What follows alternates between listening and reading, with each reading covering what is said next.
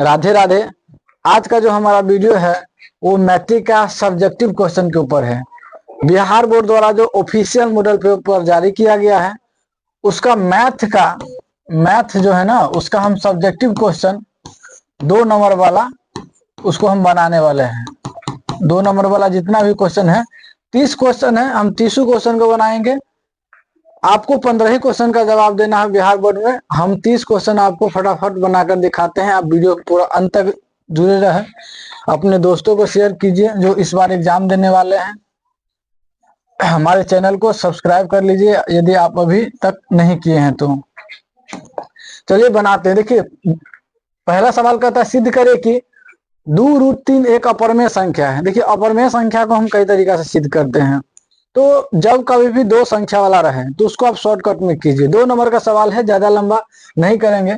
जब सिंगल सवाल रहता है, जैसे सिंगल कोई √3 सिद्ध करना है तो उसके लिए लंबा प्रोसेस है, लेकिन इसमें नहीं है।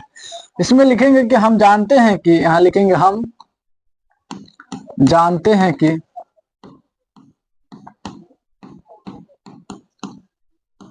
2 एक परिमेय संख्या है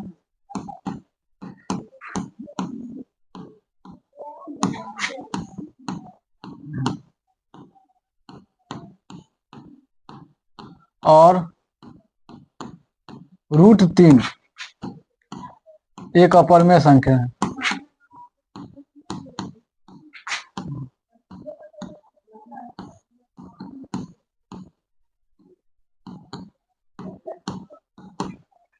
उसके बाद क्या करेंगे कि देखिए यहाँ पे क्या हो रहा है, चूंकि परिमेय संख्या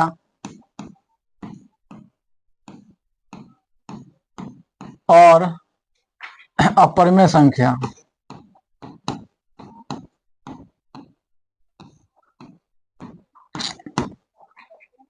इधर लिखेंगे अपरिमेय संख्या।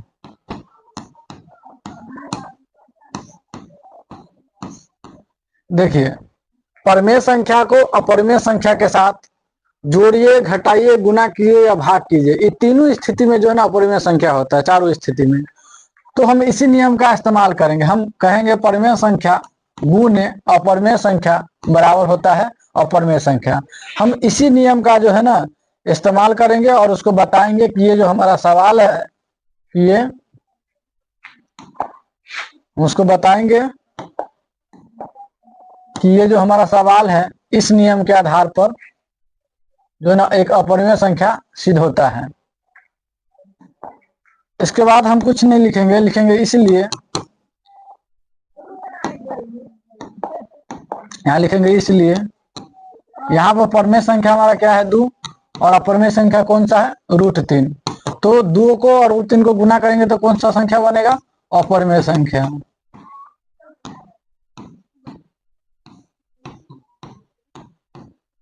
तो बस हो गया, हम इतना ही लिखेंगे। उसके बाद लिखेंगे अतः हम कह सकते हैं कि 2√3 एक अपरिमेय संख्या है।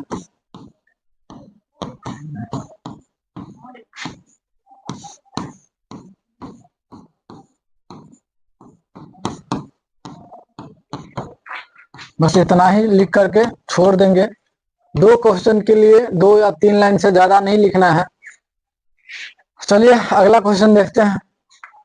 अगला सवाल कहता है, दूसरा सवाल कि संख्या 12, 144 और 240 का लघुत्तम समावर्तक जो है ना निकालना है, वो भी अभाज्य गुणनखंड विधि के द्वारा।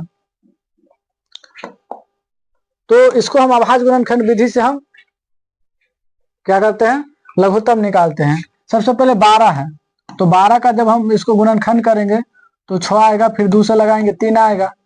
उसके बाद 144 है, अब 144 को 2 से लगाइए तो 72 आएगा, फिर 72 को 2 से लगाइए तो 36, फिर 2 से लगाइए तो 18, फिर 2 से लगाइए तो आपके पास आएगा 9, फिर 3 से लगाइए तो 3 हो गया। अगला है हमारे पास 240। अब 240 को लगाइएगा, 2 से लगाइए तो 120, फिर 2 से लगाइए 60, फिर 2 से लगाइए 30 आएगा, फिर 2 से लगाइए 15 आएगा, फिर 3 से लगाइए तो 5 आएगा। अब हो गया। अब इसको हम लिख सकते हैं 12 के जगह लिखेंगे, जब इसको बनाएंगे तो 12 के जगह लिखेंगे 2 के पावर 2, क्योंकि 2 2 बार आया है, उसके बाद हम 3 लिख देंगे। उसके बाद है 144। 144 के जगह पे लिखेंगे 2 कितना बार, 1 2 3 4, 4 बार है, तो 2 के पावर 4 गुने 3 2 बार है। उसके बाद 240 है, 240 के जगह पे लिखेंगे 2 कितना बार, 1 2 3 4, 4 बार है, तो 2 के पावर लिखेंगे 4 गुने 3 के पावर लिखेंगे 1 है, और 5 एक बार है। हो गया। इसके बाद क्या करना है हमको, लघुत्तम निकालना है। तो लघुत्तम का मतलब होता है एलसीएम। तो इसका नियम समझिए कि अगर एलसीएम पूछे तो कैसे निकालना है। तो सबसे पहले आप देखिए कि इस गुणनखंड में कौन कौन से जो है ना संख्या आया है, कौन कौन से अंक जो है ना इसमें आया है, उस सबको लिख दीजिए। जैसे इसमें तीनों में देखिए 2 का यूज हुआ है, उसके बाद 3 यूज हुआ है, उसके बाद 5, माने 2 3 और 5 इन संख्याओं का प्रयोग हुआ है इसमें। बस इतना आपको ध्यान रखना कि जो जो संख्या आया है उसको आप लिख दीजिए। और लिखने के बाद देखिए कि जो सबसे ज्यादा वाला है उसको ढूंढिए। जैसे इसमें पावर 2 है, इसमें 4 है, इसमें 4 है, तो सबसे ज्यादा वाला उसको लिख दीजिए। तो इसमें 4 है, यहाँ पे लिख दिए। अब 3 वाला को देखिए, 3 वाला एगो यहाँ है और 2 गो वहां है, और इसमें एगो है, तो सबसे ज्यादा कितना है 2, तो हम यहाँ पर 2 लिख देंगे। उसके बाद 5 देखिए, एक ही बार आया है, 5 को तुलना ही नहीं करना है, तो 5 का कुछ नहीं तो 1 है, जो सबसे ज्यादा है उसको लिख दीजिए। उसके बाद इसको गुना कर दीजिए। 2 के पावर 4 है, इसके अंदर 2 गुने 2 गुने 2, आप 4 बार गुना करिए, 2 दूना 4 दूना 8 दूना 16 आएगा। फिर 3 का पावर 2 है तो 3 4 9 आएगा। फिर 5 का पावर 1 है तो 5 आएगा। जब आप सबको गुना कीजिएगा तो 16 नमा 108, 108 को फिर 5 से गुना कीजिएगा तो आएगा 720 आएगा। अगला सवाल देखते हैं। अगला सवाल कहता है तीसरा कि यूक्लिड के विभाजन एल्गोरिदम का प्रयोग कर 135 और 225 का जो है ना महत्तम निकालना है। अब देखिए मौसा कैसे निकालते हैं। तो मौसम निकालने के लिए क्या करेंगे, सबसे पहले हम भाग विधि से इसको बना लेते हैं। तो भाग विधि से बनाएंगे तो 225 है और दूसरा संख्या हमारे पास है 135। तो भाग कैसे देते हैं, एक बार में लगाएंगे 135 आएगा, फिर इसको भाग देंगे तो आएगा हमारे पास 90। अब क्या करेंगे, 135 को उधर ले जाएंगे, यहाँ पे 135 को इधर ले जाएंगे, 135 यहाँ आएगा भाज्य के जगह पे, फिर इसको लगाएंगे तो दो एक बार में लगेगा 90 का 90, फिर घटाएंगे तो आएगा 45। अब क्या करेंगे, इस 90 को फिर उधर ले जाइए तो 90 यहाँ आएगा, फिर 90 आएगा, 2 से लगाएंगे 45 गुना 90, पूरा का पूरा ये जो ना कट जाता है। अब क्या करेंगे, यूक्लिड विभाजन का हम प्रयोग करेंगे। तो यहाँ पे आंसर में हम बनाएंगे तो लिखेंगे यूक्लिड विभाजन द्वारा, यहाँ लिख दीजिए पहले एक बार, यूक्लिड विभाजन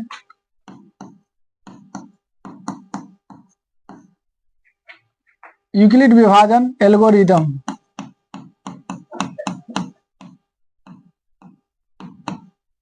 उसके बाद द्वारा लिख दीजिए, माने इसके द्वारा हमको क्या करना है, बनाना है। तो इसके लिए बनाने के लिए हमारा फॉर्मूला जो होता है ए बराबर बी क्यू प्लस आर होता है। इसमें फॉर्मूला लगाएंगे ए बराबर बी क्यू प्लस आर।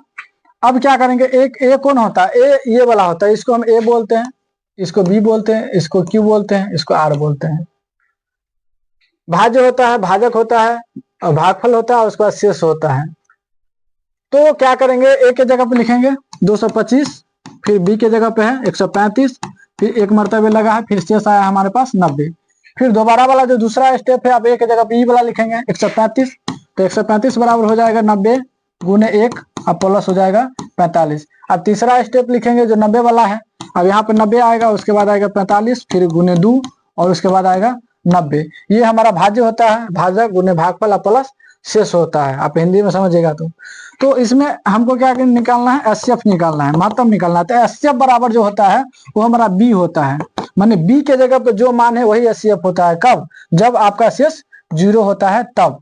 तो बी के जगह पे कितना है, तो बी के जगह पे जो हमारा सवाल है ना, वो देखिए बी के जगह पे है 45। तो यहाँ पे जो बी का मान जो है ये वाला जो है 45, वही आपका आंसर हो जाएगा। तो 45 यहाँ पर आपका आंसर है। अगला सवाल हम देखते हैं, फटाफट बनाएंगे क्योंकि देर नहीं करना है। आप हमारे चैनल को सब्सक्राइब कर लीजिए, अपने दोस्तों को भेजिए, वीडियो को ज्यादा से ज्यादा शेयर कीजिए ताकि उसको भी लाभ मिल सके। अगला सवाल बनाते हैं, द्विघात बहुपद। यहाँ लिखा हुआ 6y² घटे 3 घटे 7y के शून्य को ज्ञात कीजिए।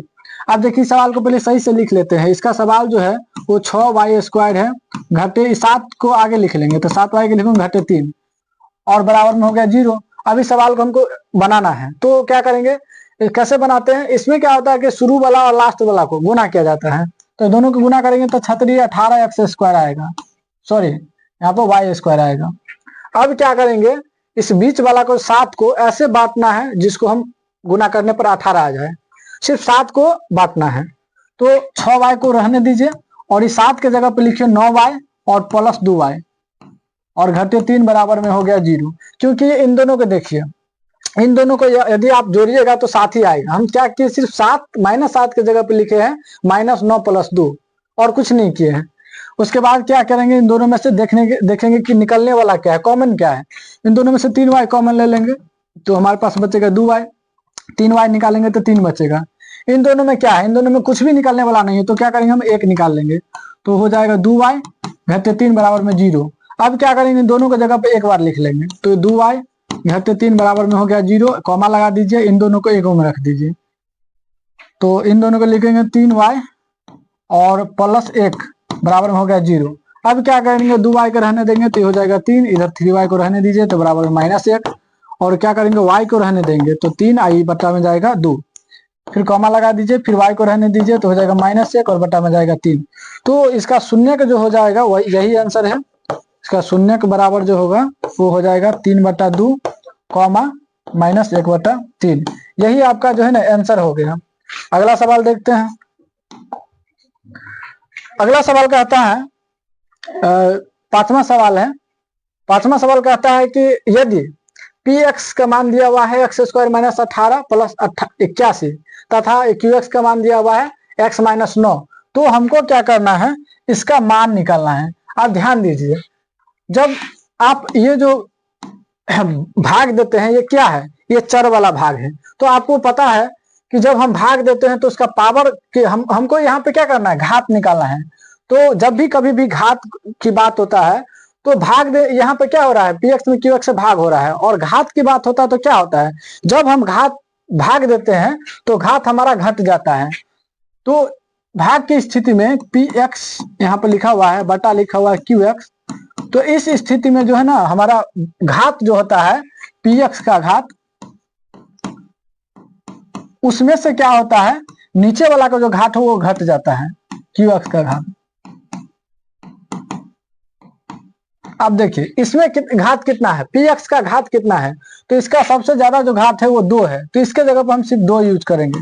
इस सवाल को बनाना है तो px का घात जो है ना 2 है, उसके बाद qx का घात देखते हैं तो इसमें कितना है, 1 है, तो इसके जगह पर हम 1 दे देंगे और 2 में से 1 को 1 घटा देंगे तो 1 आ जाएगा। तो यही हमारा आंसर है। अगला सवाल, छठा सवाल है, यदि बहुपद fx बराबर 5x² घटे 7x + 1 के शून्य अल्फा तथा बीटा है तो हमको अल्फा²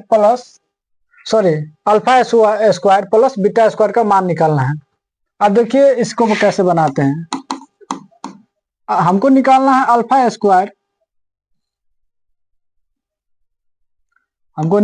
अल्फा² प्लस बीटा²। तो इसके जगह पर लिख सकते हैं अल्फा प्लस बीटा के whole square minus 2 alpha beta. अगर अल्फा प्लस बीटा का होल स्क्वायर करेंगे तो और उसमें से 2 अल्फा बीटा को अगर घटा देंगे तो हमारे पास अल्फा² प्लस बीटा² आएगा। ये दोनों जो फॉर्मूला होता है वो बराबर होता है। अब देखिए अल्फा प्लस बीटा का होल स्क्वायर की जगह पर हम लिख सकते हैं अल्फा बीटा बराबर क्या होता है, अल्फा प्लस बीटा बराबर होता है -b/a, तो उसका होल स्क्वायर अघातीय 2 गुने अल्फा बीटा के जगह पर जो होता है c/a। अब इसमें क्या करेंगे, माइनस इसके जगह पे दे देंगे, b के जगह पे हमको पता है -7, यहाँ दे देंगे -7, उसका बट्टा दे देंगे a तो 5। अब उसका क्या करेंगे होल स्क्वायर और -2 गुने c के जगह पे है 1 और a के जगह पे 5। अब क्या करेंगे, 7 के होल स्क्वायर माइनस प्लस हो जाएगा तो 7 का होल स्क्वायर तो 7 × 7 = 49 और 5 का होल स्क्वायर करेंगे तो 25 माइनस ये इसको करेंगे तो 2/5 हो जाएगा। अब क्या करेंगे, 25 का लघुत्तम 25 तो 49 का 49 और घटे 5 25 तो 5 दूना 10, इसको घटाएंगे तो 39 बट्टा हो जाएगा 25। तो यही हमारा आंसर हो गया। अगला सवाल देखते हैं। 7वां सवाल कहता है कि समीकरण युग्म इतना दिया हुआ बराबर 0 और 3x प्लस 4y माइनस 20 बराबर 0 को इसको हल करना है। इसको बनाने के लिए क्या करेंगे, इस सवाल को बनाने के लिए हम x को रहने देंगे, तो इधर आएगा तो हो जाएगा 2y। अब ये हमारा समीकरण 1 हो गया। अभी वाला मान इसमें दे देंगे। अब कहता है 3x प्लस 4y माइनस 20 बराबर है 0। अब क्या करेंगे, 3 और x है, x के जगह पे 2, देखिए x बराबर 2y है, तो इस x के जगह पे हम दे देंगे, इसके जगह पे 2y दे देंगे, प्लस 4y माइनस 20 बराबर हो गया 0। अब ये क्या हुआ, 3 दूना हो गया 6y, एक बार लिख लेते हैं, प्लस 4y माइनस 20 बराबर हो गया 0। अब ये 6 और 4 मिलाकर हो गया 10y, तो 10y 20 को इधर ले जाइए, तो प्लस 20 y को रहने दीजिए, तो 20 बटा हो गया 10 बराबर हो गया 2। अब ये 2 वाला जो मान है समीकरण 1 में रख दीजिए, लिख दीजिए समीकरण 1 में y का मान रखने पर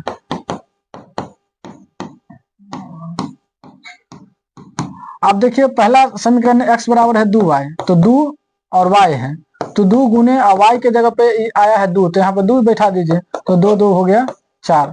तो यही आपका आंसर है, x का मान है ये 4 और y का मान है 2, यही दोनों आपका आंसर है। अगला सवाल देखते हैं। अगला सवाल कहता है कि द्विघात समीकरण दिया हुआ है 3y स्क्वायर घटे 2 रूट 6y और प्लस 2 बराबर 0, इसका विभक्तर ज्ञात करना है। विभक्तर का मतलब डी निकालना है और उसका प्रकृति भी बताना है कि किस प्रकृति का है। चलिए इसका आंसर देखते हैं कि कैसे बनेगा। फटाफट, टाइम नहीं है, हमारे चैनल को सब्सक्राइब कर लीजिए और वीडियो को शेयर करना नहीं भूलिएगा। अगला सवाल देखते हैं। इसमें कहता है डी निकालना है, तो इसमें देखिए ए, तो इसका फॉर्मूला होता है A X square plus B X plus C बराबर में 0, ये फॉर्मूला होता है। इसका जो रूप होता है ये होता है। अब देखिए ए, तो ए क्या है, ए की जगह पे क्या है 3 है, तो ए का मान हो गया 3, बी का मान जो होगा वो हो जाएगा माइनस 2 रूट 6 और सी का जो मान हो जाएगा सामने देख लीजिए 2 हो जाएगा। हमको डी निकालना है, तो डी बराबर होता है B square minus 4ac। B के जगह पे कितना देंगे, माइनस 2 रूट 6, उसका हो जाएगा होल स्क्वायर माइनस 4 गुने ए के जगह पे 3 और सी के जगह पे दे देंगे 2। अब क्या करेंगे, इसका होल स्क्वायर करेंगे, इसको 2 बार गुना करेंगे तो 2 दूना 4 और 4 छक हो जाएगा 24, और इसके बाद माइनस 4 तिया 12 दूना हो गया 24, 24 में से 24 गया तो आ गया 0। अब देखिए डी का मान आ गया 0। जब कभी भी डी का मान जो 0 होता है तो उसके मूल का प्रकृति, यहाँ लिख दीजिए मूल का प्रवृत्ति, मूल का प्रवृत्ति। तो मूल का जो प्रवृत्ति ज्ञात करना है तो उसके लिखेंगे मूल का प्रवृत्ति बराबर, जब रहता है 0 तो उसको हम बोलते हैं वास्तविक और समान, यहाँ लिख दीजिए वास्तविक और समान।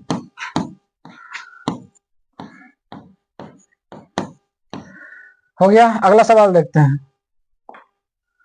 अगला सवाल कहता है नवा सवाल, द्विघात सूत्र का उपयोग कर समीकरण इतना का क्या करना है, मूल निकालना है। अब देखिए फिर यहीं पे लिख लीजिए मूल के जगह पे A X square plus B X plus C बराबर में 0, यहाँ पे बी एक्स लिख लीजिए। अब देखिए इसमें क्या करना है, ए पहले बताइए ए कितना होगा, तो ए जो होगा आपका होगा कुछ नहीं है, तो यहाँ पे 1 है, ए के जगह पे 1, बी कितना होगा, बी के जगह पे कितना है 7, और सी के जगह पे देख लीजिए, सी के जगह पे है माइनस 7।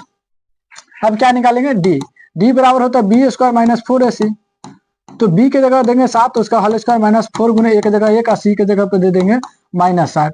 7 7 हो गया 49 और माइनस 6 चौक हो गया 24, माइनस माइनस हो जाएगा प्लस, तो दोनों को जोड़ देंगे तो हो जाएगा 289। अब क्या करेंगे, मूल क्या करें, मूल निकालना है, तो x निकालेंगे, तो x बराबर x को मूल कहते हैं, तो फॉर्मूला होता है माइनस बी प्लस और माइनस रूट अंडर डी, उसका बटा हो जाता है 2a। अब इसको बनाएंगे तो जो माइनस और b का मान पहले से पता है 7 plus minus root under D का मान हमको आया है 289। अगला है 2 गुने ए की जगह पे 1। अब देखिए इसको बनाएंगे तो हो जाएगा माइनस 7 और प्लस माइनस, इसका वर्गमूल जो आता है वो 17 आता है, अब उसका बट्टा हो गया 2। अब क्या करेंगे, माइनस 7 में 17 को जोड़ देंगे, उसका बट्टा 2। एक बार क्या करेंगे, माइनस 7 में 17 को घटा देंगे, एक बार क्या करेंगे 17 को घटा देंगे, उसका बट्टा हो गया 2। अब 17 में से 7 किया तो हो गया 10 बट्टा 2, एक को घटाएंगे तो माइनस हो गया 24, उसका बट्टा 2। तो एक आंसर जो आएगा हमारे पास आएगा वो आएगा 5 और कॉमा, और दूसरा आंसर जो आएगा, इसको थोड़ा इरेज कर देते हैं, इसका आएगा 5, यहाँ पर लिख दीजिए 5, और दूसरा आएगा -12। तो यही आपका आंसर है, 5 और -12 आंसर है। अगला सवाल देख लेते हैं। अगला सवाल कहता है 10वां, क्या संख्याओं की सूची 5, 11, 17, 23 ... का कोई ऐसा पद है जो 103 है। समांतर स्थिति का सवाल है। कोई कहता है कि कोई ऐसा पद है जो इसको आगे बढ़ने पर 301 हो सकता है। इस सवाल को बनाने के लिए क्या करेंगे, आंसर लिख दीजिए। और देखिए एपी है, तो इसमें क्या कहता है कि ये एपी है, तो एपी का पहला पद को हम ए कहते हैं, तो ए का मान 5 दिया हुआ है। और इसके बाद हम डी निकालते हैं। डी का मतलब कितना का अंतर है, इन दोनों के बीच में कितना का अंतर है, तो कितना का अंतर है, इसमें से 6 का अंतर है, क्योंकि 11 में से 5 को घटाएंगे तो आएगा 6। और एन हमको नहीं पता, लास्ट पद हमको पता है, तो लास्ट को हम टीएन कहते हैं। तो टीएन हमारे पास पता है, इसको टीएन जो हमारा पता है 301। अब देखिए हमको क्या निकालना है, एन निकालना है। तो एन बराबर आप जैसे डायरेक्ट फॉर्मूला लगा लीजिए, डायरेक्ट लगाए तो टीएन घटी हो जाता है ए, उसका बटा हो जाता है क्या, टीएन माइनस ए, और उसका बटा हो जाता है डी और -1, सॉरी +1। ये फॉर्मूला डायरेक्ट लगा दीजिए, एन निकालना है। तो टीएन का मान हमको पता है 301, और घटे ए के जगह दे देंगे 5, और डी का मान हमको पता है 6 और +1। अब इसमें से घटाएंगे तो आ जाता है आपका कितना, 105 में से आएगा तो हो जाएगा 96, और उसका बट्टा हो जाएगा, सॉरी 296, और उसका बट्टा हो जाएगा 6 + 1। जब आप इसको भाग देंगे तो आपका जो आंसर आ जाएगा वो 49 आएगा, 49.33 आएगा, और उसके बाद उसमें 1 को जोड़ देना है, तो आपके पास आएगा 50.33। तो n का मान जो है आपका आया 50.33। अगर आप ऐसे समझिए कि कोई कहता पद, तो पद का मतलब होता है कि 1/1 करके, जैसे ये आया तो 23 आया, तो अगला कोई भी आएगा तो ऐसा संख्या आएगा कि कोई ना कोई पूर्ण संख्या आएगा। तो कहने का मतलब जो n जो होता है वो हमेशा पूर्ण संख्या होता है। आपको अगर मान लीजिए 1 कदम बोल दिए चल लिए, दूसरा कदम चल लिए, लेकिन अगर आपको कहेंगे कि 1.5 कदम चलने के लिए तो कैसे चलेगा, आपको बोलेंगे कि 1.2 कदम चलिए तो कैसे चलेगा। तो कहने का मतलब है जो n जो होता है ना वो दशमलव में नहीं होता, बट्टा में नहीं होता है। तो इसका जो n जो आया है वो हमारा दशमलव में आया है, तो हम कह सकते हैं कि कोई भी ऐसा पद नहीं है जो 301 आ सकता है। तो यहाँ लिखेंगे अतः कोई भी पद 301 नहीं है, नहीं हो सकता है।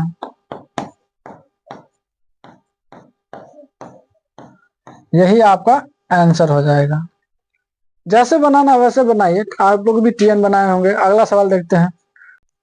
चलिए 11 नंबर सवाल देखते हैं। 11 नंबर सवाल कहते हैं किसी समांतर त्रिज्यी का 17वां पद उसके 10वें पद से 14 अधिक है। तो इसमें क्या करेंगे, हम किसी समांतर त्रिज्यी का पहला पद को ए मान लेते हैं और सर्वांतर को हम डी मान लेते हैं। सवाल कहता है, प्रश्न हमारा कहता है कि T17 और T10 से 14 ज्यादा है। कहता है कि 17वां पद उसके 10 पद से 14 अधिक है, तो ये दोनों बराबर हो जाएगा। अब T17 निकालेंगे तो इसका मान होगा a + 16d, और उसी तरीका से 10वां पद निकालेंगे तो a + 9d और +14। इसका डिटेल वीडियो है, चैप्टर में पढ़ाएंगे जो आखिरी कैसे आता है। अब a को रहने दीजिए, इसे को इधर लाइए तो -a + 16d, इस 9 को इधर लाइए तो -9d बराबर हो गया 14। अब क्या करेंगे, a से कट गया, इसको घटाएंगे तो 7d बराबर हो गया 14, और d बराबर जो होता है 14 और बटा हो जाता है 7। तो इसको भाग दीजिएगा 2 आएगा। तो यही आपका आंसर। आप समझिए कि 17वां पद कैसे आता है। तो आप इसमें टीएन निकालते हैं, टीएन का फॉर्मूला होता है a + n - 1 × d होता है। तो आप देखिए इसमें क्या होता है, जैसे T17 निकालना है तो T17 बराबर a हो गया, प्लस n के जगह पर देंगे 17 घटे 1, और d को हम d ही माने, d छोड़ दीजिए, तो Tn का मान a + जो हो जाता है वो 16d हो जाता है। इसीलिए हम इसके जगह पे Tn के जगह पे इतना लिखे हुए हैं। आपको सिर्फ इतना ही बनाना है, उतना नहीं लिखना है। 2 नंबर का सवाल है, ज्यादा नहीं मेहनत कीजिए। अगला सवाल देखते हैं। अगला सवाल कहता है कि योगफल निकाले और एपी दिया हुआ है, तो इसका योग निकालना है। तो देखिए इसमें ए बराबर है, समांतर से डी, तो ए बराबर 7 है।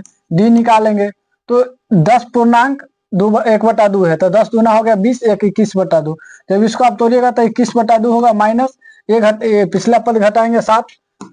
अब इसका लघुत्तम लेंगे 2, तो 21, 7 दूना हो गया 14, तो ये हो जाएगा 7 और उसका बटा हो गया 2। ये डी का मान आ गया। और इसमें लास्ट पद दिया हुआ है, ये जो है ना लास्ट पद है, टीएन हमारे पास पता है, हमें टीएन पता है। अब क्या करेंगे, एन निकालेंगे। एन बराबर होता है टीएन माइनस ए, उसका बट्टा हो जाता है डी और प्लस 1, ये फॉर्मूला होता है। अब टीएन के जगह पर लिखिए 84 घटे ए का मान हो गया 7 और बट्टा डी का मान जो हो गया 7 और उसका बट्टा 2 है, तो ये 7/2 लिख दीजिए पहले, कोई दिक्कत नहीं, प्लस 1 है। अब इसको घटाएंगे तो आएगा 77, तो ये आएगा 77 और उसका बट्टा 7। ई वाला 2 जो गुने में चला जाएगा, क्योंकि पहले इसी का काम करना है, उसके बाद ही इसको जोड़ना या घटाना है, पहले इसी का काम होता है। अब क्या करेंगे, ये 2 जो है ना ऊपर जाएगा और उसके बाद 1 को हम बाद में जोड़ेंगे। अब क्या करेंगे, 11 से 77, इसको काट देंगे 11, 11 दूना हो जाएगा 22, 22 प्लस 1 बराबर हो गया 23।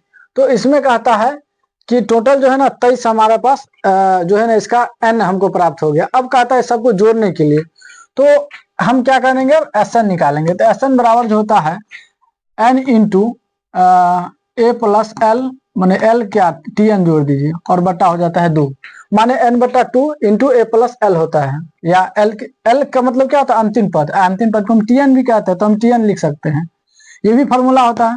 अब एन के जगह पे आया है 23 और इंटू ए का मान कितना है 7 और प्लस टीएन का मान पता है पहले से 84, उसका बटा हो गया 2। अब ये हो गया 23 और इधर जो हो गया कितना, 84 7 हो गया 91 और उसका बट्टा 2, 20,193, उसका बट्टा हो गया 2। जब इसको भाग दीजिएगा तो 40,46.5 आएगा, 246.5 जो है ना इसका आंसर हो गया, यही इसका आंसर है। ऐसा निकल गया। अगला सवाल देखते हैं। चलिए 13 सवाल देखते हैं। 13 सवाल कहता है कि 0 और 50 के बीच की विषम संख्याओं का योगफल निकालना है। तो योगफल का मतलब है इन दोनों के बीच में कितनी विषम संख्या और सबको जोड़ना है। तो इसमें विषम संख्या का स्टार्टिंग में करेंगे तो जैसे 1 आ जाता है, उसके बाद हमारे पास आ जाता है 3, उसके बाद 5, ऐसे ही करके लास्ट जो आएगा हमारे पास 49 आएगा। तो इस सबको क्या करना है, जो जोड़ना है, सबको जोड़ना है। तो हमारे पास एपी है ये, तो इसको जोड़ेंगे तो सबसे पहले एन तो चाहिए ना, तो हम सबसे पहले क्या एन निकालेंगे। तो एन बराबर फॉर्मूला लगा लेते हैं, क्योंकि एन तो हमको चाहिए। तो एन बराबर फॉर्मूला आता है जो अंतिम पद है, तो अंतिम पद है 49, उसमें से पहला पद को घटाते हैं तो पहला पद है हमारे पास 1, उसका बट्टा होता है जो उसका अंतर होता है, इसमें 2 का अंतर है। उसके बाद जो 1 को क्या करते हैं, हम जोड़ देते हैं। तो एन जो निकलेगा वो 48 में 2 से भाग देंगे तो हो जाएगा 24 और प्लस 1, तो हमारा एन जो निकलेगा वो 25 आएगा। 25 आने के बाद कहता है कि हमको सभी संख्या का योग निकालना है। तो जब भी कभी भी ये 1 से लेकर के 49 तक के विषम संख्या, तो एसन निकालना है। तो एसन बराबर अगर विषम संख्या दिया हुआ है तो उसका फॉर्मूला होता है, प्रथम यदि विषम संख्या का हम निकाल रहे हैं, जितना तक निकालिए, तो हमको प्रथम 25 संख्या का निकालना है। तो विषम संख्या का फॉर्मूला होता है n²। तो n² का मतलब 25 का होल स्क्वायर, तो 25 का होल स्क्वायर जो होता है वो 625 हो जाता है। तो यही आपका आंसर है। आप ऐसे भी बना सकते हैं। डिटेल्स पढ़ना है तो आपको चैप्टर में आना पड़ेगा, आप चैप्टर में जाएंगे तो ही आपको डिटेल पढ़ाएंगे, क्योंकि बहुत सारा सवाल है, 30 सवाल को हम सॉल्व कर रहे हैं, तो इसमें टाइम लग जाएगा, इसीलिए हम थोड़ा जल्दीबाजी में इसको बना रहे हैं। आप हमारे चैनल को सब्सक्राइब कर लीजिए। अगला सवाल देखते 14 नंबर सवाल। 14 नंबर सवाल कहता है कि हम पहले कोट ए को रहने देते, तो कोट ए बराबर जो हो जाएगा 3/5 हो जाएगा। कोट का मतलब क्या होता है, कोट का मतलब होता है कि cos थीटा बटा साइन थीटा, इसके जगह पे cos ए बटा साइन ए लिख सकते हैं। अब देखिए cos का मान हमको 3 पता है और साइन का मान हमको 5 पता है, हमको तो यही दोनों का मान बिठाना है, तो हम इसको लंब करने पे क्यों जाएंगे, बस इतना ही का जरूरत है। तो हमको क्या कहता है कि इसका मान बिठाना है, तो इस सवाल को अगर बैठाएंगे तो 5 है और गुने साइन ए का मान देखिए, साइन ए के जगह पे कितना है 5, तो हम यहाँ पर 5 दे देंगे, माइनस 3 है 3 दे दिए। कॉस का मान देखिए कितना है, कॉस के बराबर में 3 है तो 3 दे दीजिए, उसका बट्टा फिर 4 है तो 4 गुने साइन है, तो साइन के जगह पे कितना है 5 दे दीजिए, प्लस 3 गुने कॉस का मान 3 पता है। अब क्या करेंगे, इसको तोड़ेंगे तो 5 5 से गुना करेंगे तो 25 और 3 तिया हो गया 9, फिर बटा में 5 का हो गया 20 और प्लस 3 तिया 9। जब इसको घटाएंगे तो 16 9 हो जाता है 25 और उसका बट्टा ये हो गया 29। यही आपका आंसर है। पूरा शॉर्टकट, जितना शॉर्टकट हो सकता है उतना शॉर्टकट बनाइए, कोई दिक्कत नहीं है। अगला सवाल देखते हैं। अगला सवाल कहता है सीध करे कि इसके बराबर में 0 है। अब इस सवाल को बनाते हैं और इसको LHS बनाएंगे, LHS ही बनाएंगे, लेफ्ट हैंड साइड इसी साइड से बनाते हैं।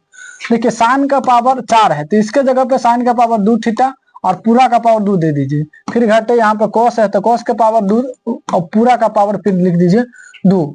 अब क्या करेंगे, और ये प्लस 1 हम इसके जगह इतना, इसके जगह और एक अलग से लिख दिए। अब क्या करेंगे, इसको मध्यम कोष्ठ में बंद कर देंगे और उसके बराबर में 2 तो लाना ही है, बस छोड़ दीजिए, इसको बनाइए। अब इसके जगह लिखेंगे a स्क्वायर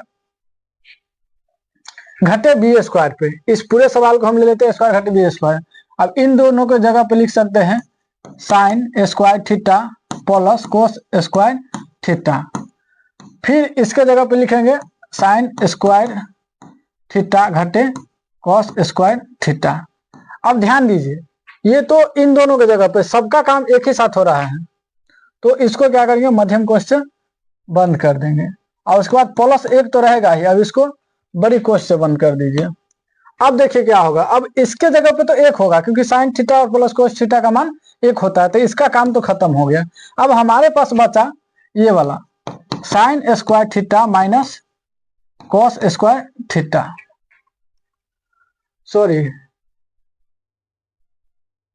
ये कॉसेक को हम छोड़ ही दिए, यहाँ पर कॉसेक लिख दीजिए, कॉसेक स्क्वायर थीटा, तो यहाँ पर भी आएगा कॉसेक स्क्वायर थीटा।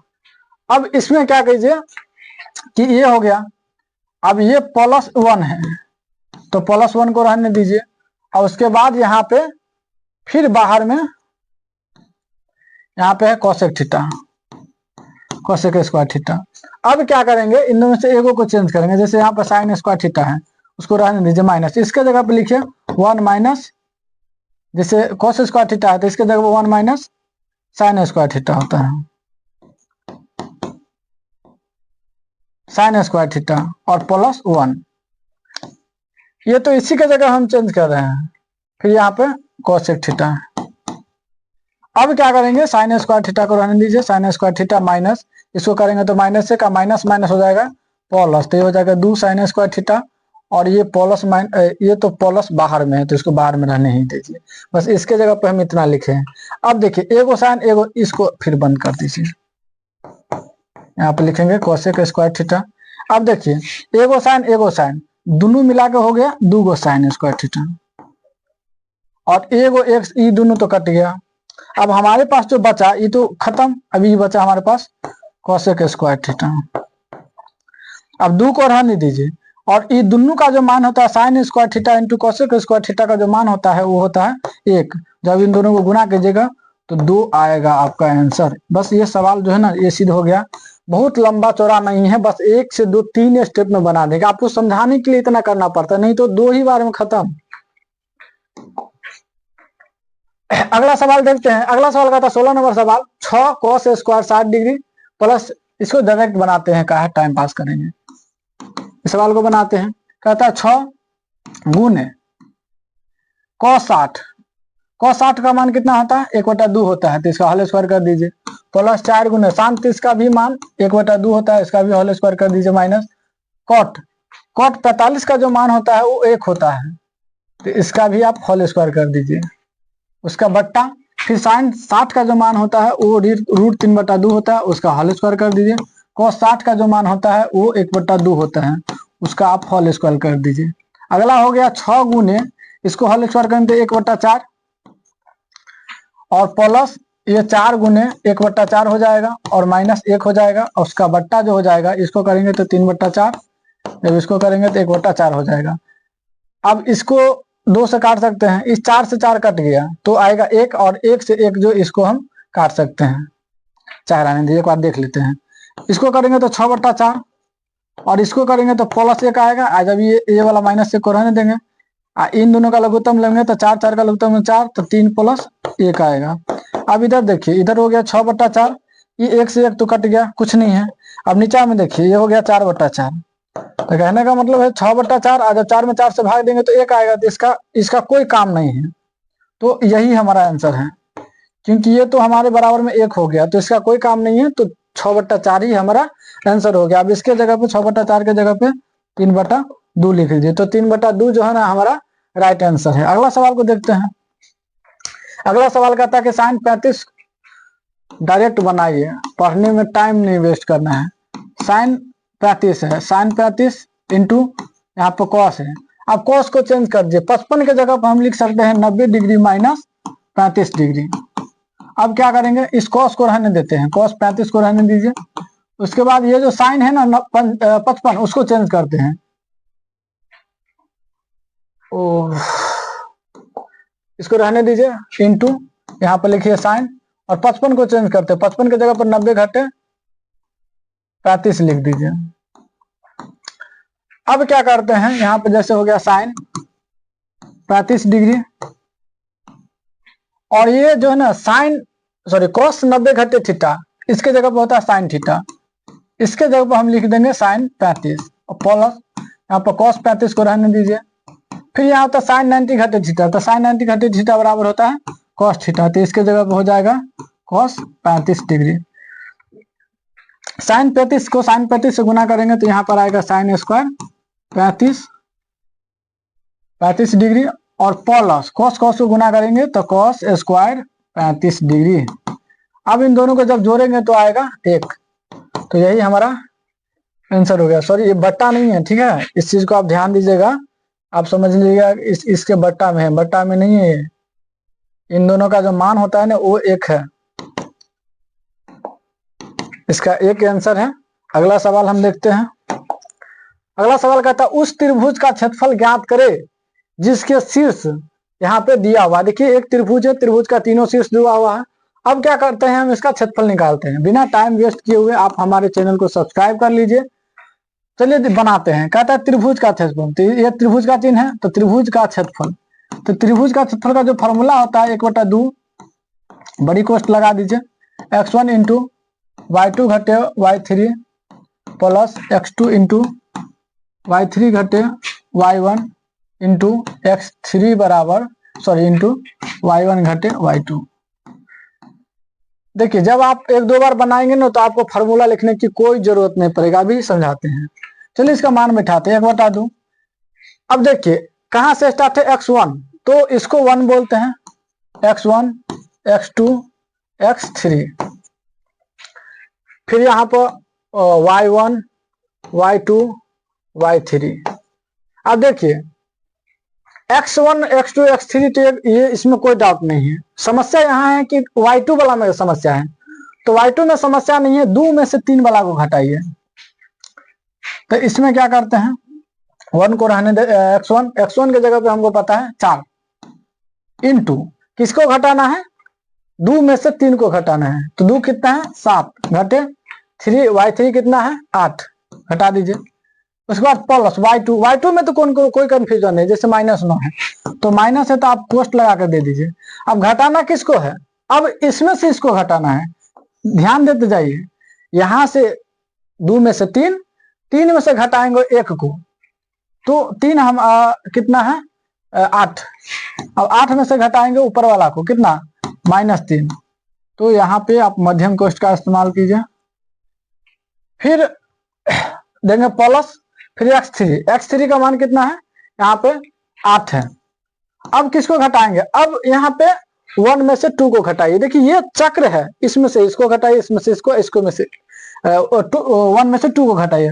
तो 1 कितना है -3 और 2 कितना है ये 7। आपका काम खत्म।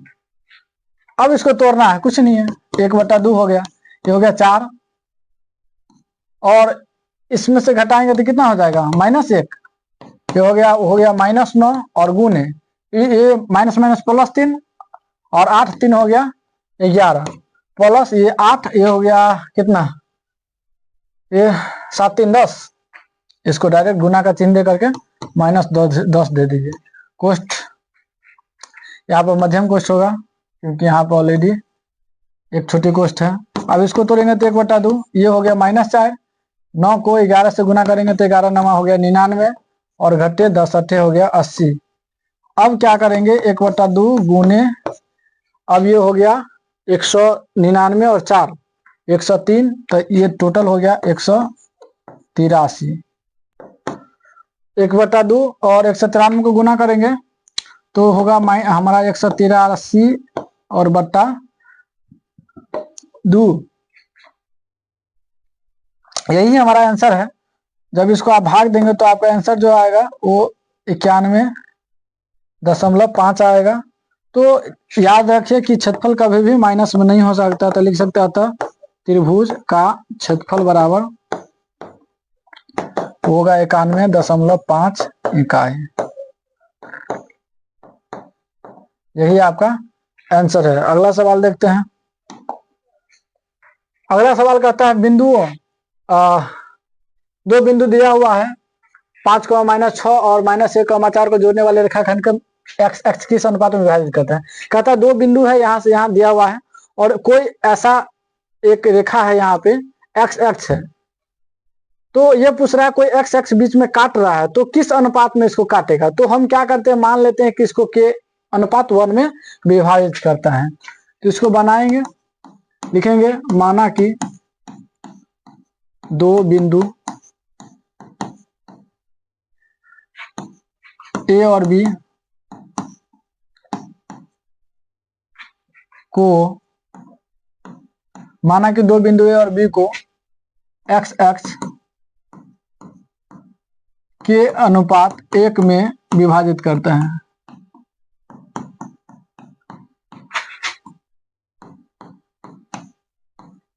अब मान लिए कि के अनुपात 1 में विभाजित करता है, तो इसमें क्या है, हम देखते हैं मान किसका पता है, 0 पता है, मैंने y वाला का मान पता है तो y वाला लगाते हैं।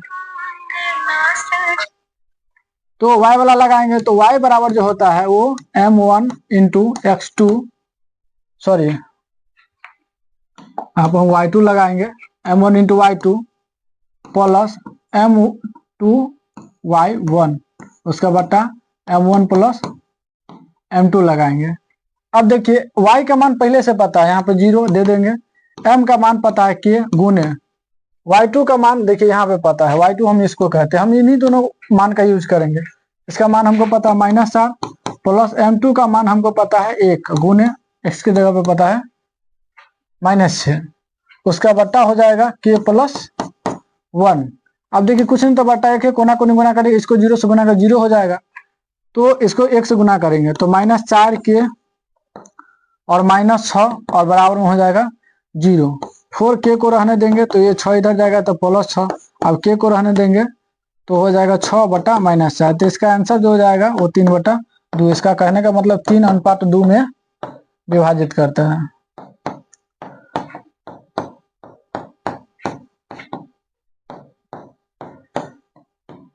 तो यही आंसर है 3:2, यही हमारा आंसर है।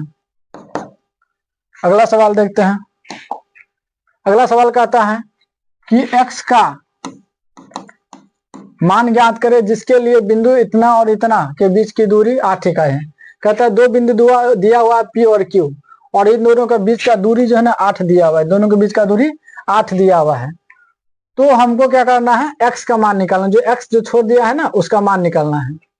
तो दूरी बराबर जो फॉर्मूला होता है वो होता है √अंडर x1 कहिए चाहे x2 कहिए कोई दिक्कत नहीं है, x1 घटे x2 का होल स्क्वायर और प्लस y1 माइनस y2 का होल स्क्वायर, ये फॉर्मूला होता है।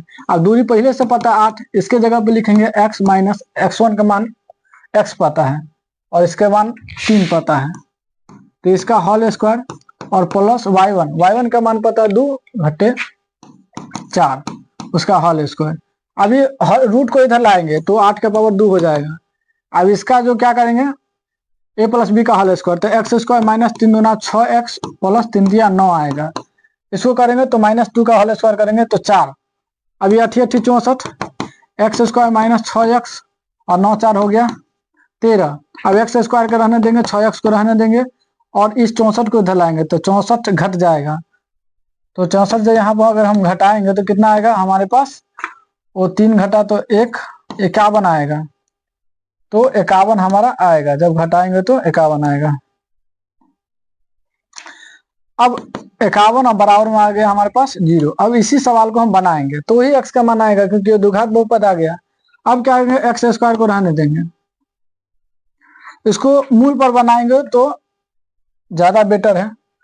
तो क्या करेंगे, डी निकाल लेते हैं। डी बराबर होता है बी स्क्वायर, तो 6 का होल स्क्वायर माइनस 4 गुने ए के जगह पे 1, 80 के जगह पे है -51, तो 6 1 हो गया 36, और ये हो गया 4 4 5 20, इसको जोड़ेंगे तो हो जाएगा 240।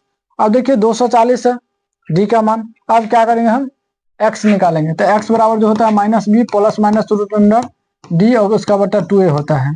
अब देखिए माइनस b का मान कितना है, इसमें b का मान जो है वो दिया हुआ है -6, प्लस माइनस रूट की जगह 240 यही है, उसके बटा 2 गुने, तो 2 गुने a के जगह पे है 1, a के जगह पे है 1। अब क्या करेंगे, minus minus plus 6 plus minus root under, अब इसका वर्गमूल निकाल लेते हैं। इसका जो वर्गमूल आएगा वो 4 रूट 15 आएगा, इसका वर्गमूल आएगा 4 रूट 15, और उसका बटा हो जाएगा 2। इन दोनों में से क्या निकलने वाला है, इन दोनों में से 2 निकलने वाला है, तो 2 प्लस माइनस 2 सॉरी इसमें से जब 2 निकालेंगे तो ये हो जाएगा 3 प्लस माइनस 2 रूट 15, उसका बट्टा जो हो जाएगा 2। अब 2 से 2 को हम काट देंगे तो हमारा आंसर आएगा 3 प्लस माइनस 2 रूट 15। तो यही हमारा x का मान है, तो ये हमारा आंसर हो गया। अगला सवाल देखते हैं। अगला सवाल कहता है कि 2 बिंदु दिया हुआ है, 2 बिंदु है, जैसे एक है 8, है 10 और दूसरा है 4, 6, और इन दोनों को जो है ना मध्य बिंदु है, कोई मध्य बिंदु है, और यहाँ से एक बिंदु है 2, 4। तो ये कहता है कि यहाँ से यहाँ तक की जो है ना दूरी निकालना है। ध्यान से देखिए, तो सबसे पहले क्या करना है, हमको मध्य बिंदु निकालना है। तो सबसे पहले क्या करेंगे, मध्य बिंदु का निर्देशांक निकालेंगे, मध्य बिंदु का निर्देशांक। तो मध्य बिंदु का निर्देशांक निकालेंगे तो इसका फॉर्मूला होता है x1 प्लस x2 उसका बट्टा 2, y1 प्लस y2 उसका बट्टा हो जाता है 2। अब क्या करेंगे, दोनों को जोड़ देंगे, तो 8 और 4 को जोड़ देंगे, 2 से भाग देंगे, फिर 10 6 को जोड़कर 2 से भाग देंगे, तो 8 4 12 बट्टा 2, ये हो गया 16 बट्टा 2, तो ये आएगा 6, एक आएगा 8, तो इसका मान जो आ गया हमारा 6,8। अब कहता है कि मध्य बिंदु से इस बिंदु का जो दूरी होगा वो निकालना है, मतलब इन दोनों के बीच का दूरी निकालना है। अब क्या करना है, दूरी सूत्र का फॉर्मूला लगाएंगे। तो दूरी बराबर फॉर्मूला तो रूट अंडर, आप x1 घटे x2 लगाइए, चाहे x2 घटे x1 लगाइए, कोई दिक्कत नहीं है। तो हम यही लगाते हैं, x1 घटे x2 का होल स्क्वायर और इंटू प्लस y1 घटे y2 का होल स्क्वायर, ये फार्मूला होता है, लगा लीजिए। उसके बाद देखिए ये मान है 6, 6 में से 2 घटाएंगे, 8 में से 4 घटाएंगे, तो 6 घटे 2 का होल स्क्वायर प्लस 8 घटे कितना है 4 उसका होल स्क्वायर। इसको जब आप घटाइएगा तो ये हो जाएगा 4 का होल स्क्वायर और ये भी हो जाएगा 4 का होल स्क्वायर। तो 4 चुका 16 प्लस 4 चुका 16, 16 16 को जोड़ देंगे तो रूट अंडर हो जाएगा 32, और 32 का वर्गमूल जो हो जाता है 4 रूट 2। तो यही हमारा आंसर है। अगला सवाल देखते हैं। अगला सवाल कहता है कि त्रिभुज ABC, एक त्रिभुज है, यहाँ पर बना लीजिए, ABC एक त्रिभुज है, और कहता है कि D तथा E क्रमशः AB AC का भुजा पर है। तो D है, यहाँ पे E है। कहता है AB और AC पर इस प्रकार है कि BD और CE के बराबर, जैसे E वाला जो है ना इसके बराबर है, और उसके बाद पहले तो शुरू में ही बता दिया है कि दोनों कोण भी बराबर हैं। इस सवाल को बनाएंगे तो हम लिखेंगे, क्योंकि 2 नंबर का सवाल है, वैसे 5 नंबर में बनाएंगे तो भरा जाएगा, लेकिन 2 नंबर में कुछ नहीं है। हम लिखेंगे दिया है।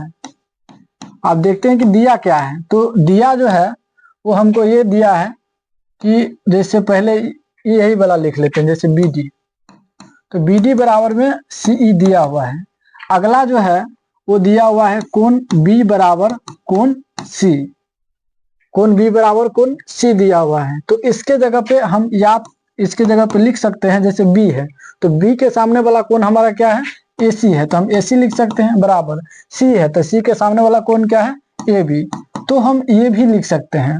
अब हमको सिद्ध करना है, क्या सिद्ध करना है कि डी जो एक रेखा है वो बीसी के समांतर है। तो डी वाला तो कौन सा त्रिभुज है, ए डी ई, तो हम यहाँ पर लिखेंगे त्रिभुज ए डी ई में, ए डी ई और भी लिखते हैं, और क्योंकि दोनों त्रिभुज की तुलना करेंगे, और कौन है बीसी किसका भुजा है, एबीसी का पूरा का, तो हम लिखेंगे त्रिभुज एबीसी। वीडियो को फास्ट में बनाना पड़ रहा है, आप वीडियो को रोक रोक करके देख लीजिएगा, समझ में नहीं आए तो। अब क्या करेंगे, इन दोनों में देखते हैं कि क्या क्या दिया हुआ है। बी डी और पूरा बट्टा में हम लिख सकते हैं ए बी, और इसके जगह लिखेंगे सी, और उसका बट्टा लिखेंगे बी सी, सॉरी ए सी। तो इसमें देखिए बी डी सी के बराबर है और ए बी ए सी के बराबर है। तो थेल्स प्रमेय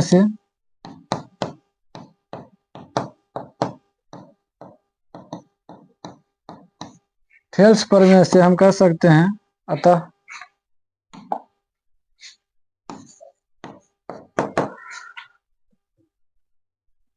हम कह सकते हैं अतः डीई समांतर है बी सी, क्योंकि ये नियम थेल्स में काम करता है। जब ई वाला और इसके समानुपाती है तो निश्चित रूप से ये दोनों भी समानुपाती ही होगा। अगला देखते हैं, चलिए अगला सवाल बनाते हैं। 23 नंबर, दी गई आकृति में एस टी समांतर है। ऐसे समझिए, यहाँ पे आकृति दिया हुआ है पी क्यू आर एक त्रिभुज है, और ये वाला एस टी जो है ना पी क्यू के समांतर है। इसमें एस टी बराबर 3 सेंटीमीटर और क्यू आर बराबर 6 सेंटीमीटर दिया हुआ है। और ये जो त्रिभुज है, जैसे एक त्रिभुज पी एस टी, ये इसका क्षेत्रफल जो है ना 15 सेंटीमीटर दिया हुआ है, और पी क्यू आर का क्षेत्रफल हमको निकालना है। तो इसको बनाएंगे तो लिखेंगे त्रिभुज, जो दिया हुआ है उसको पहले लिख लीजिए, जो दिया हुआ है पी एस टी, और दूसरा जो है त्रिभुज पी क्यू आर लिख दीजिए। इसका क्षेत्रफल दिया हुआ है तो ए आर लिख दीजिए, और बराबर में इसका मान जो दिया हुआ है एस टी, तो एस टी लिख दीजिए, और इसका मान दिया हुआ है क्यू आर लिख दीजिए। इसमें हॉल लिखा स्क्वायर लगा दीजिए। ये फॉर्मूला होता है कि किसी भी त्रिभुज का क्षेत्रफल बराबर उसके भुजा का होल स्क्वायर होता है। अब इसका मान हमको पहले से पता है 15, और इसका मान हमको निकालना है ए आर त्रिभुज पी क्यू आर, और इसके जगह पे हम दे सकते हैं 6, सॉरी इसके जगह पे हमको पता है 3, और इसका मान पता है 6। अब इसका होल स्क्वायर करेंगे तो ये आएगा 3 3 9 और 6 6 1 36। अब ये क्या करेंगे, ए आर त्रिभुज पी क्यू आर को रहने देते हैं। तो इसको कितना गुना होगा, इसको कोना करने गुना, तो इसको हम क्या करेंगे 9 से गुना करेंगे।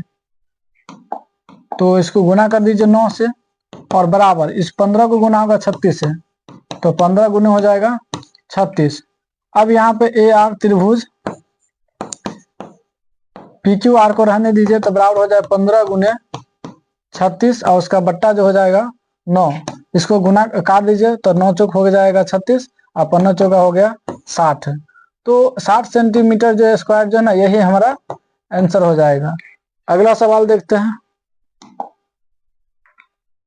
अगला सवाल कहता है किसी वृत्त के केंद्र से 13 सेंटीमीटर इसको आकृति बना ले। जैसे एक वृत्त है और यहाँ केंद्र है, कहता है केंद्र से 13 सेंटीमीटर की दूरी पर, 13 सेंटीमीटर की दूरी पर बिंदु P से, यहाँ पर P बिंदु है, P से किस खींची गई स्पर्श रेखा। अब यहाँ से स्पर्श रेखा मान लीजिए, यहाँ से हम खींचते हैं इसको, तो स्पर्श रेखा की लंबाई 12 सेंटीमीटर है।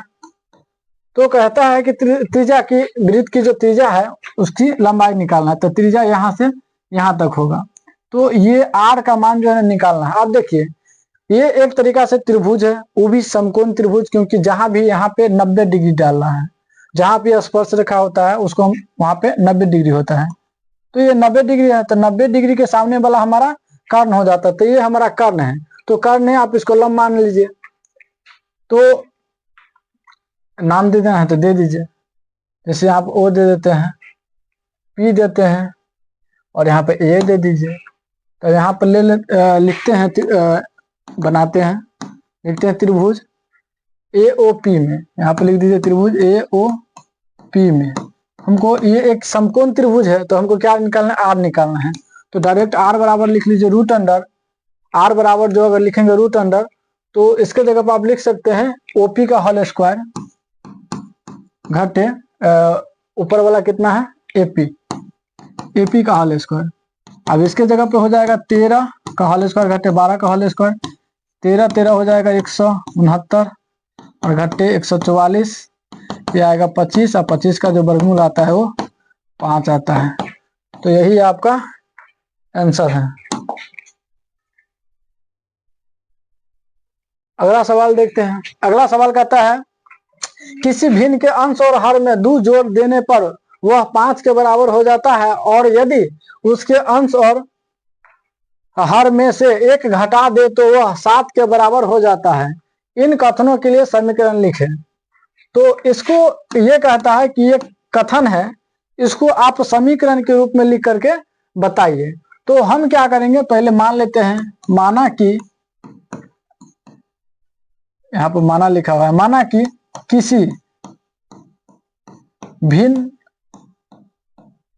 का अंश, अंश को हम क्या करते हैं x मान लेते हैं, किसी भी अंश का अंश x है और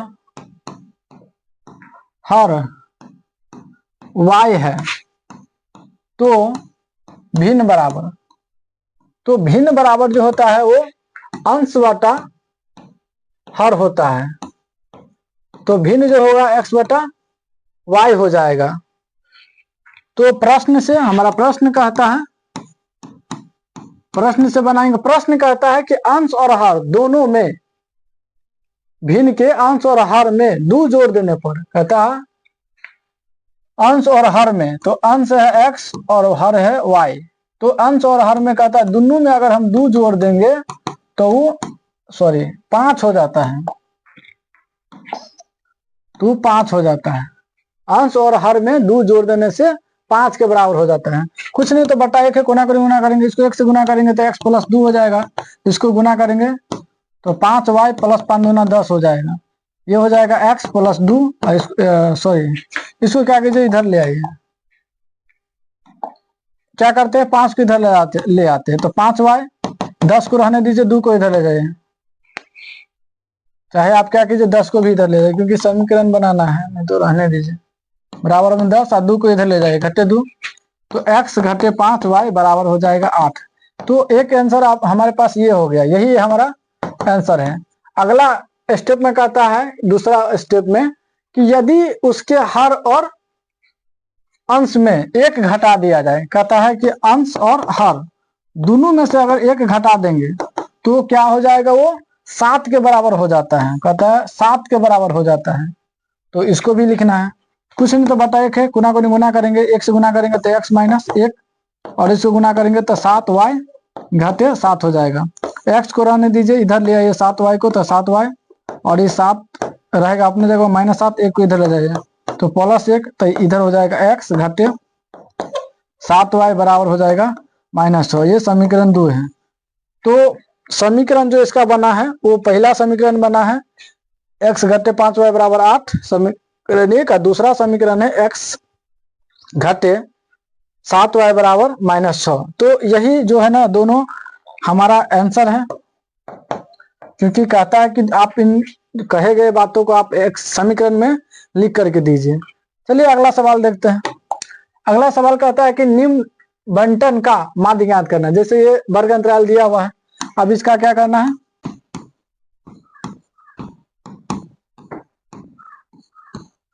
उसके बाद लिखेंगे बारंबारता, इसको हम लोग एफ भी कहते हैं। उसके बाद इसमें वर्ग चिन्ह हमको निकालना पड़ता है, इसमें लिखेंगे वर्ग चिन्ह, वर्ग चिन्ह को हम लोग एक्स कहते हैं। उसके बाद एफ और एक्स को गुना किया जाता है। इतना काम हमको करना है। अब देखिए वर्गंतल हमको पता है 0 से 10, 10 से 20, 20 से 30, 30 से 40 और 40 से 50। इतना तक हमको पता है। बराबरता पता है 8, 15, उसके बाद 12, उसके बाद 16, उसके बाद 9। देखिए वर्ग चिन्ह कैसे निकालते हैं। वर्ग चिन्ह निकालने के लिए क्या होता है कि आप इन दोनों को जोड़कर 2 से भाग दे दीजिए। वर्ग चिन्ह आप निकाले होंगे। वर्ग चिन्ह बराबर जो होता है, वर्ग चिन्ह बराबर होता है उच्च सीमा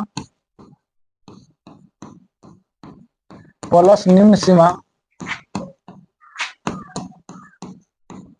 और उन दोनों को जोड़ के 2 से भाग दे दीजिए, बटा 2।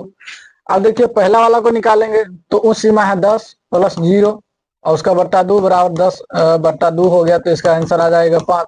उससे अगला निकालेंगे तो 10 और 20 और 10 को जोड़ दीजिए, 2 से भाग दे दीजिए। ठीक इसी तरीका से अगला भी निकालेंगे। अगला है 30, 20 से 30 है तो 30 और 20 को जोड़ दीजिए, फिर 2 से भाग दे दीजिए, तो आएगा 50 बट्टा 2 बराबर 25। इस तरीके से आप लिख लीजिए 5, 15, 25, 35 और 45। इतना लिखने के बाद अब क्या करना है, एफ और एक्स को गुना करना है। तो ये एफ है, ये एक्स है, तो इस दोनों को क्या करना है, गुना करना है। तो 8 पंचे हो गया 40, 15 15 को गुना करेंगे तो 225, 12 को 25 से गुना करेंगे तो आएगा 300, फिर 16 को 35 से गुना करेंगे तो 560 आएगा। उसके बाद 9 को 45 से गुना करेंगे तो 45 नंबर 405, ये आ जाता है। उसके बाद हम क्या करेंगे, सबको जोड़ देंगे, तो इसको बोलेंगे सिग्मा एफ एक्स, तो आएगा 1530। और जब ये बराबरता वाला को जोड़ेंगे तो इसको बोलेंगे सिग्मा एफ, तो ये आएगा 60। अब क्या करना है, हमको माध्य निकालना है, तो लिखेंगे माध्य बराबर, तो माध्य बराबर फॉर्मूला होता है सिग्मा एफ एक्स उसका बट्टा सिग्मा एफ। तो क्या करेंगे, 1530 को क्या करेंगे, भाग दे देंगे इससे 60 से। जब आप भाग दीजिएगा तो आपका आंसर आएगा 25.5। तो यही आपका आंसर है। तो अगला सवाल कहता है यदि 14 सेंटीमीटर त्रिज्या वाले वृत्त का एक चाप केंद्र पर 120 डिग्री कोण आंतरिक करता है तो चाप की लंबाई ज्ञात कीजिए। देखिए एक मान लीजिए ऐसे करके वृत्त है, ये मान लीजिए एक वृत्त है, यहाँ से एक है, यहाँ से 120 डिग्री का क्या करता है, कोई चाप काटता है। यहाँ पे 120 डिग्री है और 14 सेंटीमीटर का त्रिज्या है। तो इसमें क्या कहता है कि इसका जो है ना चाप की जो लंबाई निकालना है। तो चाप का मतलब सिर्फ जो होता है ना इतना ही होता है, यहाँ से यहाँ तक, इसी को हम लोग चाप बोलते हैं। तो इसका लंबाई ज्ञात करना है, तो डायरेक्ट ही फॉर्मूला लगाइए। इसमें आर बराबर जो है ना वो दिया हुआ है 14 सेंटीमीटर त्रिज्या है, और थीटा का मान दिया हुआ है 120 डिग्री। तो चाप का लंबाई होता है चाप की लंबाई, तो चाप की लंबाई का फॉर्मूला हो जाता है 2 पाई आर थीटा, उसका बटा हो जाता है 360 डिग्री। तो 2 पाई के जगह पे लिख दीजिए 22/7 गुने आर के जगह पे 14 गुने थीटा के जगह पे 120 और उसका बट्टा हो गया 360। इसको काटिएगा तो 12 तिया 36, 7 दूना हो जाएगा 14, तो 2 को 22 को 2 को और उसका बट्टा 3, तो 22 दूना 44 दूना हो गया 88 और उसका बट्टा हो जाएगा 3। जब इसको आप भाग दीजिएगा तो 3 दूना हो गया 6, फिर हो गया यहाँ पर हो जाए 8, तो हो जाएगा 9 तिया 27, फिर 1, फिर 3 तिया 9, माने 29.33 इसका आंसर है। अगला सवाल कहता है कि यदि किसी लंबवृत्तीय बेलन की ऊंचाई उसके आधार की त्रिज्या की दुगुनी है एवं उसके वक्र पृष्ठ का क्षेत्रफल 616 सेंटीमीटर स्क्वायर है तो उसके आधार की त्रिज्या निकाले।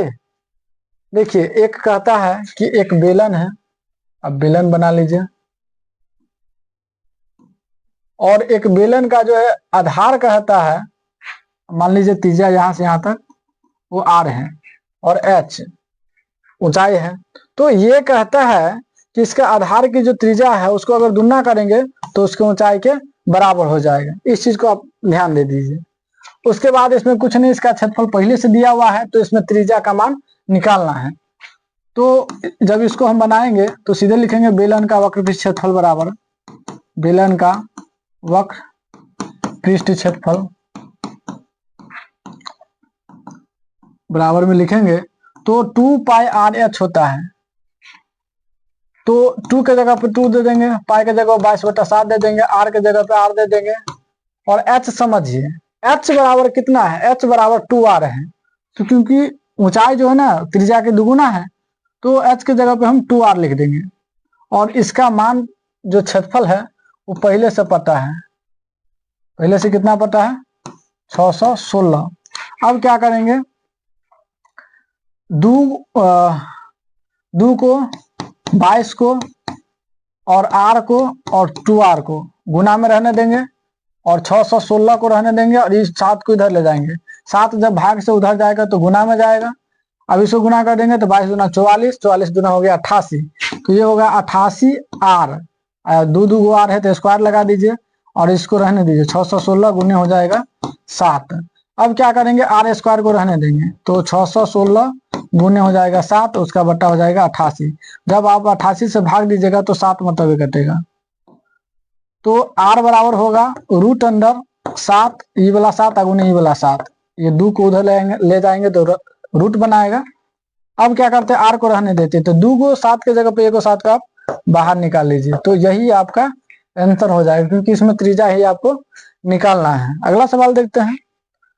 अगला सवाल है कि यदि 3 सिक्कों को एक साथ उछाला जाता है तो तीनों पर एक ही संख्या प्राप्त होने की, एक ही परिणाम आने की प्रक्रिया आपको ज्ञात करना है। कहता है कि मान लीजिए कि आपके पास 3 गो सिक्का है, 1, 2 और 3 सिक्का है। तो इसमें क्या क्या परिणाम हो सकता है। मान लीजिए इस पे हेड आएगा, इसमें भी हेड आएगा, इसमें भी हेड आएगा। तो एक तो ये हो सकता है। दूसरी बात क्या होगा कि इसमें हेड आएगा, इसमें टेल आएगा, इसमें भी टेल आ सकता है, ऐसे भी हो सकता है। अगली हो सकता है कि इसमें हेड आएगा, इसमें भी हेड आएगा और इसमें हो सकता है कि टेल आ जाए, ऐसा भी हो सकता है। अगला क्या होगा, अगला मान लीजिए इसमें टेल आएगा, मान लीजिए इसमें टेल आएगा, इसमें भी टेल आएगा, इसमें भी टेल आएगा, टेल तीनों में आएगा। अगला मान लेते हैं कि इसमें टेल आएगा, इसमें हेड आ जाएगा, फिर इसमें टेल आ जाएगा। अगला क्या हो सकता है, अगला मान लीजिए इसमें भी टेल आएगा, इसमें भी टेल आएगा और इसमें जो है ना हेड आ जाएगा, तो ऐसा भी हो सकता है। अगला मान लीजिए इसमें हेड आएगा, इसमें टेल आएगा, फिर इसमें हेड आएगा, ऐसा भी हो सकता है। या तो ऐसा भी हो सकता है कि इसमें टेल आए, इसमें हेड आए, फिर इसमें भी टेल आ जाए। माने टोटल जो है ना 3, 3, 6 और 2 8, टोटल 8 ऐसे संभावना है जो हो सकता है। आप देख लीजिए मिलाकर कोई एक दूसरे से मिलता तो नहीं है। तो इसको जब हम बनाएंगे तो हम लिखेंगे कि कुल संभावित परिणाम, इसको लिखेंगे कुल संभावित परिणाम। कुल संभावित परिणाम कितना है, परिणाम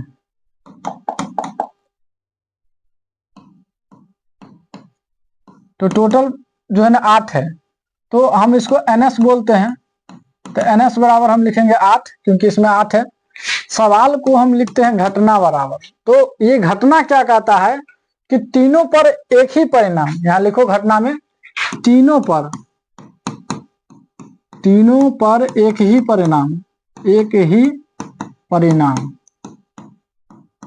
तो तीनों पर एक ही परिणाम कौन कौन आ सकता है, या तो तीनों पर हेड आ जाएगा,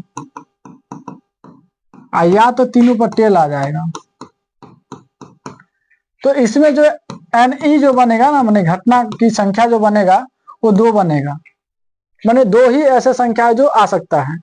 अब हम क्या निकालते हैं, पारयिकता।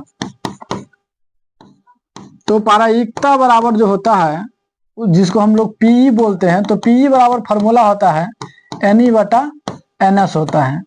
तो NE का जो मान है वो 2 है और NS का मान हमारे पास 8 है। जब इसको भाग दीजिएगा तो 1/4 आएगा। तो यही आपका आंसर हो जाएगा।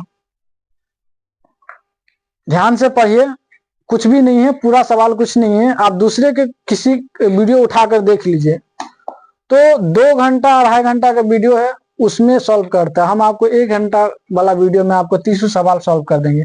आपको 30 नहीं बनाना है, 15 सवाल बनाना है। एक सवाल के लिए 2 मिनट दीजिए, वो बहुत हो गया।